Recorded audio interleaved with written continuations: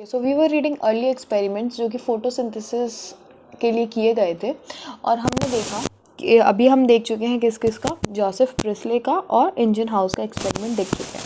अब हम देखेंगे जॉन जूलियस वॉन सेक्स। ठीक है, इनका हम एक्सपेरिमेंट देखेंगे। इनने क्या किया, इन्होंने देखो सेक मतलब क्या होता है, बोरा मान लो आप। ठीक है, और बोरे में हम क्या भरते हैं, शुगर भरते हैं। शुगर मतलब क्या होता है, ग्लूकोज होता है। तो इन्होंने ग्लूकोज का बताया कि production of glucose when plant grow.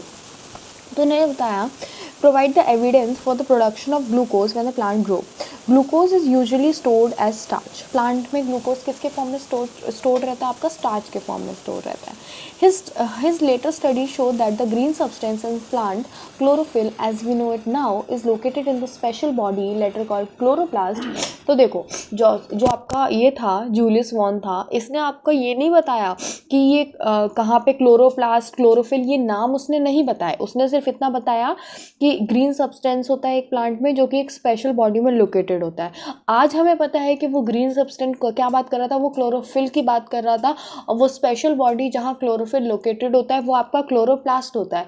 ये हमें आज पता है, लेकिन उस टाइम जूलियस वॉन सेक्स को नहीं पता था ये चीज़। ठीक है, तो ये चीज़ आपको याद रखनी है।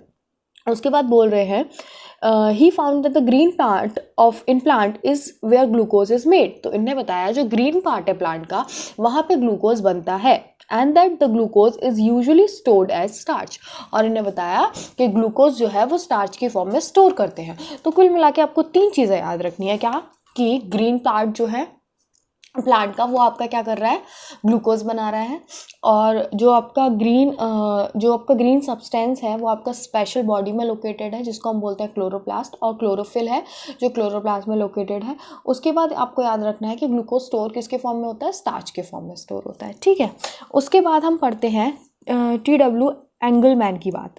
तो कुल मिला के इन्होंने क्या किया, इन्होंने बताया, ये एक इंटरेस्टिंग एक्सपेरिमेंट था, और इन्होंने बताया कि एक हम प्रिज्म लेंगे, और यदि हम उस पर क्या देखो पढ़ते हैं, using a prism he split light into its spectral component. आपने देखा होगा ना, वाइट लाइट को यदि हम प्रिज्म से पास करते हैं तो विबग्योर बनता है, तो वैसा कुछ इन्होंने क्या किया, using a prism he split light into spectral component and then illuminate a green algae. फिर वहाँ उन्होंने ग्रीन एल्गे रखा वहाँ पे, Cladophora placed in the suspension of aerobic bacteria के साथ रखा। The bacteria were use to detect the site of O2 evolution. Aerobic bacteria मतलब जो ऑक्सीजन की प्रेजेंस में सर्वाइव करेंगे। ठीक है, he observe that the bacteria eliminated mainly in the region of blue and the red light of the split spectrum. तो जो white light split हुई थी विब्योर में, तो उसने देखा जो बैक्टीरिया है वो सबसे ज़्यादा कहाँ मिला आपको, एरोबिक बैक्टीरिया आपको सबसे ज़्यादा कहाँ मिला, ब्लू और रेड लाइट के रीजन में मिला। तो इसने क्या किया, इसने ये बताया कि इस रीजन में सबसे ज़्यादा ऑक्सीजन बन रहा है। ठीक है, और इसने बताया, इसने सबसे पहला एक्शन स्पेक्ट्रम दिया ऑफ फोटोसिंथेसिस। ये आपका जो एक्शन स्पेक्ट्रम था वो रिसेंबल कर रहा था absorption spectra of the chlorophyll A and B।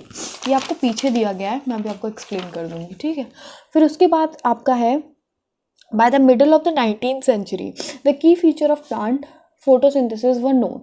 Namely, the plant could use the light energy to make carbohydrate from water and CO2. The empirical equation representing the total process of photosynthesis for oxygen evolving organism, ये आपका photosynthesis का एक empirical formula वाली equation हमें मिल गई। Main equation आपको नीचे दी गई है, ये वाली इक्वेशन जो है वो आपकी मेन इक्वेशन है फोटोसिंथेसिस की। ठीक है, उसके बाद हम देखेंगे एक नए साइंटिस्ट नील, जिन्होंने बताया पानी का रोल। तो इन्होंने क्या बताया, who based on our studies on the purple and the green bacteria demonstrated that the photosynthesis is essentially a light dependent reaction in which hydrogen from a suitable oxidizable compound reduce carbon dioxide to the carbohydrate. तो इन्होंने क्या बोला कि जो photosynthesis है वो एक light dependent process है, वो लाइट पे डिपेंड करती है। तो इसमें क्या होता है, जो आपका हाइड्रोजन है वो एक स्वीटेबल ऑक्सीडाइजेबल कंपाउंड से रिड्यूस करता है कार्बन डाइऑक्साइड को, और जो कार्बन डाइऑक्साइड है वो आपका क्या बनाता है, कार्बोहाइड्रेट बनाता है।